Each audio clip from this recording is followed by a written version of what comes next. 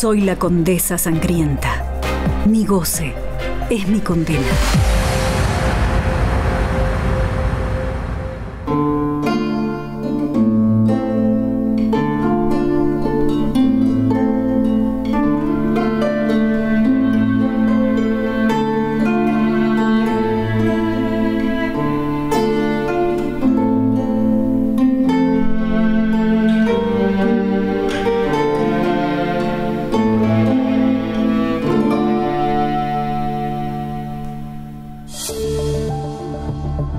La libertad absoluta de la criatura humana es horrible.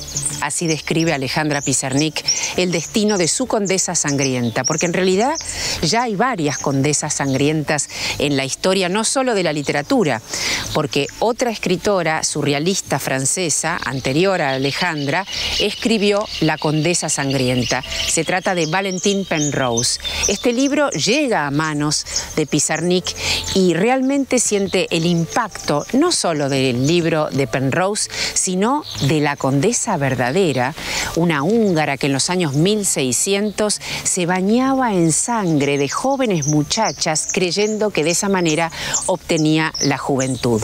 Por eso Alejandra bucea en estas aguas góticas de la historia para traernos a través de la poesía el horror de la belleza.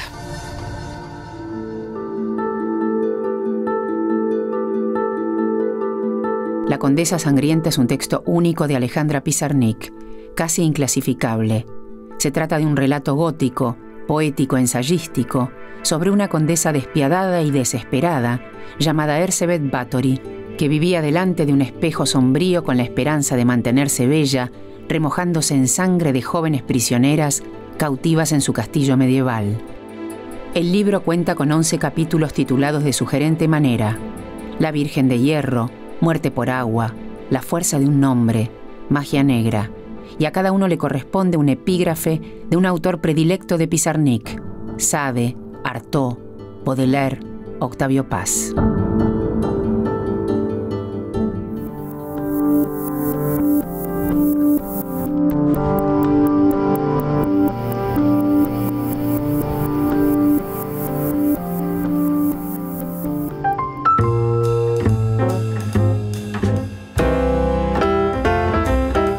A partir de París anudamos una relación con Alejandra que se prosiguió en colaboraciones, un trabajo que hicimos juntas y un epistolario. Yo creo que nuestra relación se podría encriptar en esa frase que una vez ella me dijo: la luz es solo luz en la memoria de la sombra, que me parece que muestra ese tránsito de sol y tinieblas que nos enriquecía mutuamente y que nos hacía ver en la otra el abismo o la esperanza que nos rodeaba.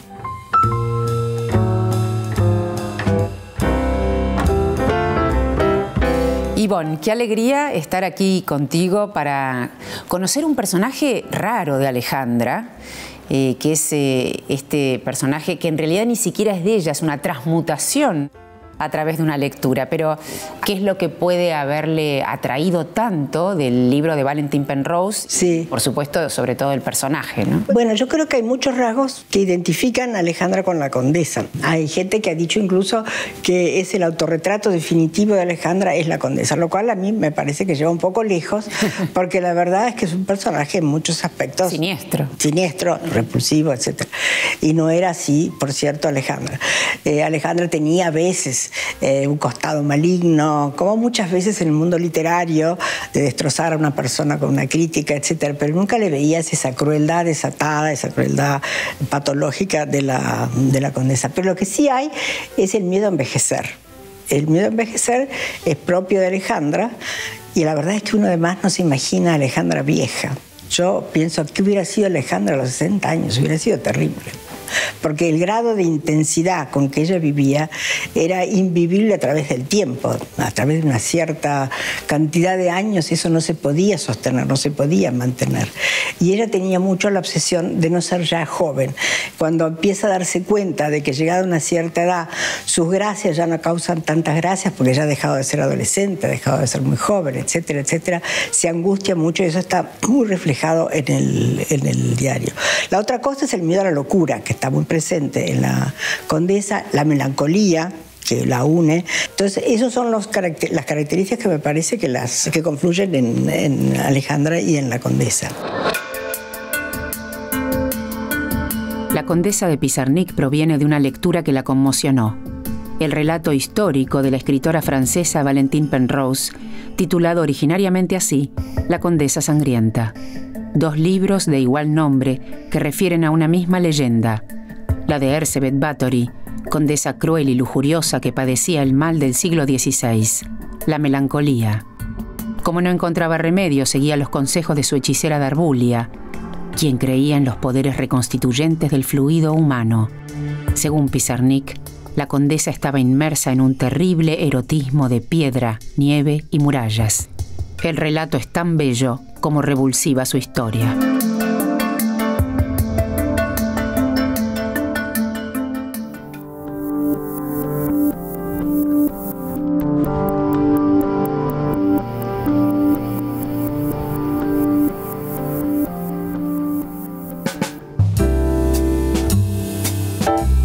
Para mí el encuentro con este texto en particular de Alejandra Pizarnik y el encuentro con la condesa sangrienta fue muy importante literariamente porque no se escribe demasiado terror en español. Fue una especie de, se puede hacer, no tengo que haber nacido en Inglaterra para escribir terror. Mariana, ¿cuándo entraste vos en contacto con esta condesa sangrienta? Creo que mi primera lectura fue el libro de Alejandra, en una de esas recopilaciones de obra completa, entre comillas, que estaba todo ahí, creo que era de Corregidor. Creo que esa fue la primera vez que entré en contacto. Y durante mucho tiempo, porque ella lo mencionaba en ese texto, busqué el texto en el que ella se había basado, que es el de Valentine Penrose, se dice, ¿no es cierto? Que también se llama La condesa sangrienta. Y el texto de Alejandra es una especie de glosa de la condesa. A mí, gustándome lo morboso en general y lo violento, me pareció un personaje fascinante. También la prosa de Alejandra es bastante violenta, ¿no? Sí, y erótica, que es muy impactante, sobre todo cuando lo lees por primera vez, porque el personaje es muy brutal y ella está claramente fascinada con el personaje. Entonces, hay algo de la elección de las palabras para con la condesa, la insomne, la pálida, que son muy parecidas a ciertos términos que ella usa en su poesía. Entonces notás una identificación. Si venís leyendo, como yo venía leyendo en ese momento, todos los poemas uno atrás del otro, y después llegás ahí, es una especie de síntesis muy extraña de lo más oscuro de su obra.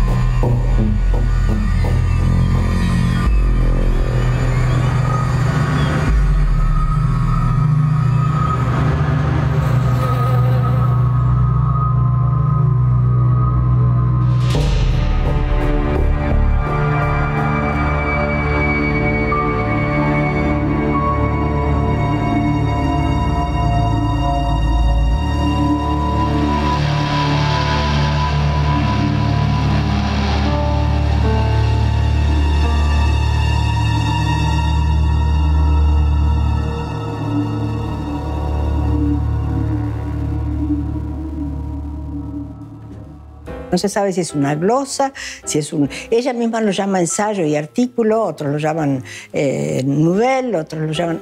No se sabe. Es muy difícil de calificar, pero es un escrito, ¿no es cierto? Después sale en el 71. El 71 sí. Es el año previo al 72, que es cuando Alejandra se suicida. Y sale en Aquarius. Sí. Urondo, en La Opinión, que después fue cerrada, saca un artículo diciendo que Alejandra es una excelente poeta, pero que con su libro no llega a impresionar, y que el libro dice, y esto es una afrenta a Alejandra, que el libro es inofensivo. ¿Por qué dice que es inofensivo? Porque comparado con las brutalidades nazis y las brutalidades que ocurren en Latinoamérica, las fechorías de la condesa son juegos de niño. Wow. Eso es bravo, eso es bravo. Y entonces dice, y entonces a nosotros la historia y las emociones no nos permiten deslumbrarnos con este texto o algo así, dice. Más allá del drama o de la locura, hay algo interesante que es el arte en el propio cuerpo. Sí, eso es muy impresionante porque hay esa visión de Alejandra de que hay que hacer el poema con el cuerpo, que el cuerpo tiene que ser el texto del poema también. Y eso se ve también en La Condesa, cuando la condesa se hace vestir 15 veces por día y se mira al espejo, y a veces interviene ella físicamente en la tortura, aunque raramente, pero lo hace también, etc. Hay una implicación física tremenda en ese texto, más que en otros textos de Alejandra, por cierto. Sí. De este modo, en la sala de torturas, Dorcó se aplicaba a cortar venas y arterias. La sangre era recogida en vasijas y cuando las dadoras ya estaban exangües, Dorcó vertía el rojo y tibio líquido sobre el cuerpo de la condesa, que esperaba tan tranquila, tan blanca, tan erguida, tan silenciosa.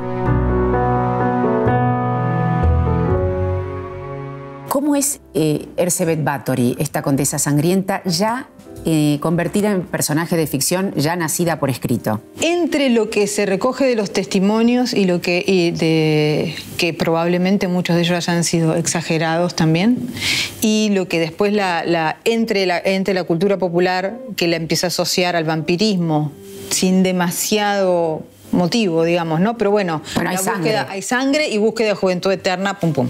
Pero cuando se empiezan a contar los crímenes, hay cierto como regodeo en lo estético de los crímenes. Una cosa que ella hacía, que está bastante probado que lo hacía, era a las chicas que secuestraba, que eran muy jóvenes, eran de entre 10 y 14 años. Que tenían que ser vírgenes, ¿no? Algunas sí, bueno, a lo que había en el pueblo, la verdad. La verdad era si eran vírgenes. Eso sí es como parte del mito, en algún sentido. Me parece que agarraban... Pero, por ejemplo, iba en el carruaje, invierno, Hungría, las bajaba en el hielo y en muchas ocasiones las hacía rociar con agua para que quedaran como estatuas de hielo en el camino. ¿Ya muertas? Bueno, así se morían. Ah. Terrible. Por ejemplo. La libertad para Alejandra Pizarnik era un bien tan preciado como temido. Buscaba ensanchar su encierro y la poesía se lo permitió, a tal punto que no podía estar sin escribir. Ya de joven se refugió en los poetas malditos, como Rimbaud o el Conde de Lautréamont, manteniendo la lectura reiterada de Alicia en el País de las Maravillas. Su viaje a París en los años 60, donde entabló amistad con Julio Cortázar, fue determinante. Volvió a la Argentina decidida a crear. Su obra es personal y luminosa, fruto del dolor por vivir y el gusto de las palabras. A pesar de su corta vida por el suicidio prematuro, dejó una obra vasta y variada, libros de poemas como Árbol de Diana, Los trabajos y las noches, Extracción de la piedra de la locura, también diarios y correspondencia. La Condesa Sangrienta, publicada en 1971, puede leerse como una metáfora del terror por el paso del tiempo y la pasión incandescente. Como Sade en sus escritos, como Gilles de Rais en sus crímenes, la condesa Báthory alcanzó, más allá de todo límite, el último fondo del desenfreno. Ella es una prueba más de que la libertad absoluta de la criatura humana es horrible. Yo pienso que esa frase es una frase estratégica de Alejandra. Hay una crítica norteamericana, Susana Chávez Silverman, que escribió un artículo muy interesante sobre la condesa sangrienta como una especie de estrategia de contención que Alejandra ideó para contener su propia locura. Una de las estrategias era decir, yo estoy hablando de la condesa, pero ojo, yo no elegí a la condesa. Quien eligió a la condesa fue Valentina Penrose, que es la que escribe el primer libro, y por lo tanto yo lo único que hago es reproducir en otra versión, en otro formato, lo que ya había dicho Valentina Penrose, como diciendo, no soy yo, es otro. Lo que está haciendo ella es una especie de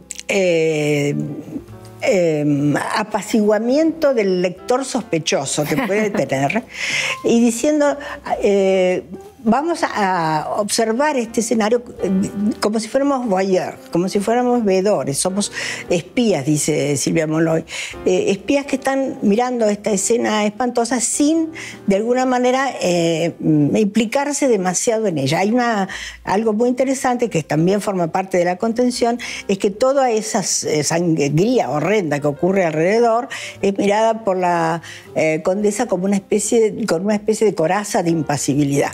Es muy interesante eso, ¿no? Pues como que la libertad humana total es horrible. Yo creo que lo que está diciendo él es que el ser humano dejado a sus deseos siempre irá hacia lo peor. Lo peor.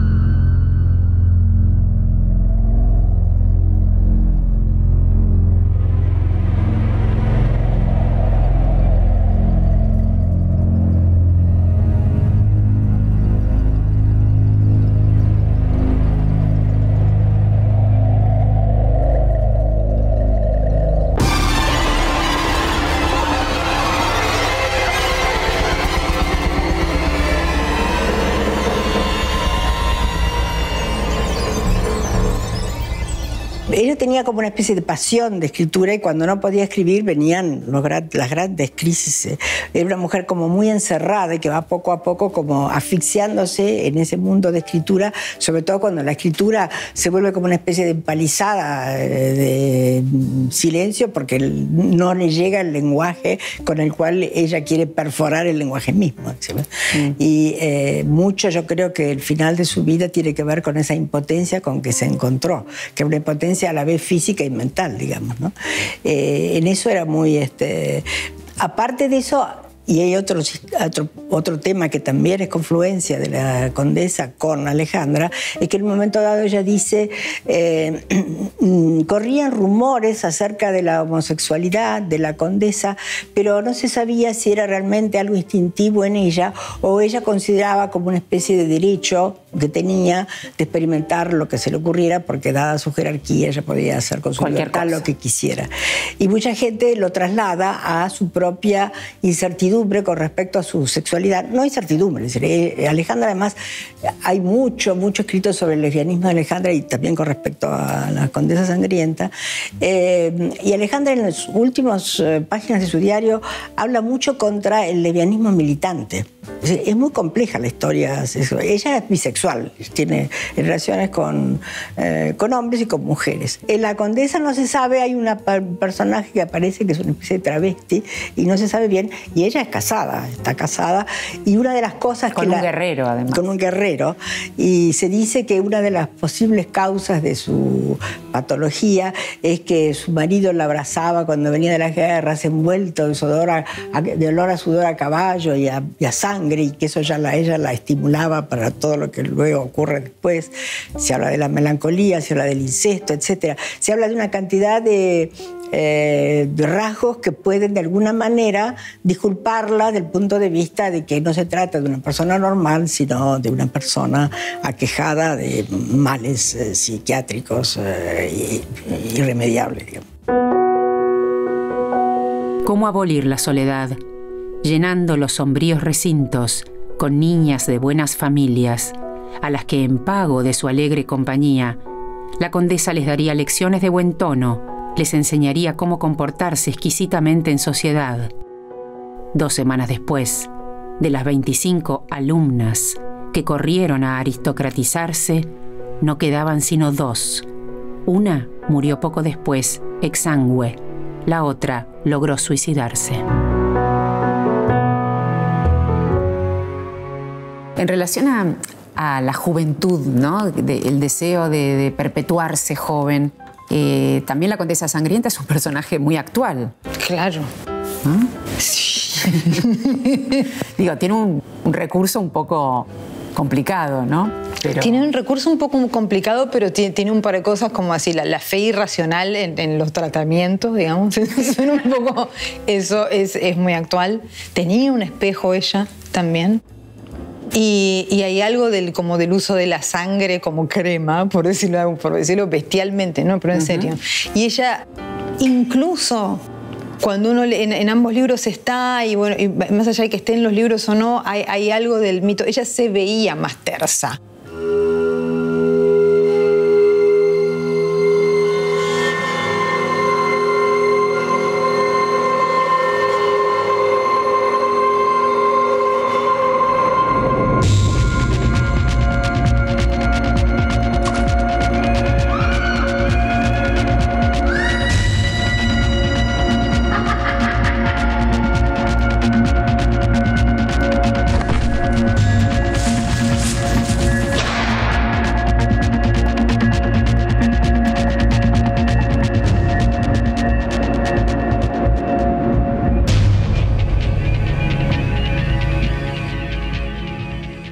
En la correspondencia de Alejandra hay una carta que a mí siempre me ha sorprendido mucho, que es una carta a María Eugenia Valentier. María Eugenia Valentier era una filósofa tucumana. Entonces Alejandra le dice solamente vos, en este país inadjetivable, comprobás con notable facilidad y prodigiosa rapidez que el personaje, esa Ercebet increíblemente siniestra, no es una sádica más, sino alguien que pertenece a lo sacro. Eso a que intentamos aludir mediante las palabras del sueño, las de la infancia, las de la muerte, las de la noche de los cuerpos. Solamente vos comprendiste mi última frase, la libertad absoluta es terrible, que tanto escandalizó a los izquierdistas de salón, ahí va Pácora, ¿no?, que por fortuna de ellos nada saben de la falta absoluta de límites, sinónimo de locura, de muerte, paréntesis, y de la poesía y de la mística. Nadie odia más que yo a la Báthory, pero a la vez algo que arde en mí como un fuego bajo y sojuzgado sabe algo, acaso demasiado, acerca del último fondo del desenfreno, que puede darse bajo infinitas formas. Por ejemplo, ¿acaso la soledad máxima no es aquella que no está limitada por algo o alguien, un rostro o una calle? A mí el tema del lenguaje en ambos textos me parece absolutamente fascinante. El de Valentin Penrose empieza con una descripción de los bosques en ese momento. Tiene una mezcla de un lenguaje muy rico, muy fluido, muy erótico y con cierto aire también de cuento de hadas que es muy perturbador. El de Alejandra es un poco más moderno en ese sentido, ¿no? Como tiene otro tono. Y creo que más que el personaje me encanta, porque a mí me encantan ese tipo de cosas, pero el lenguaje es lo que más me fascina, lo que ambas encuentran en esas palabras, sí. Es la poética del horror. Es la poética del horror.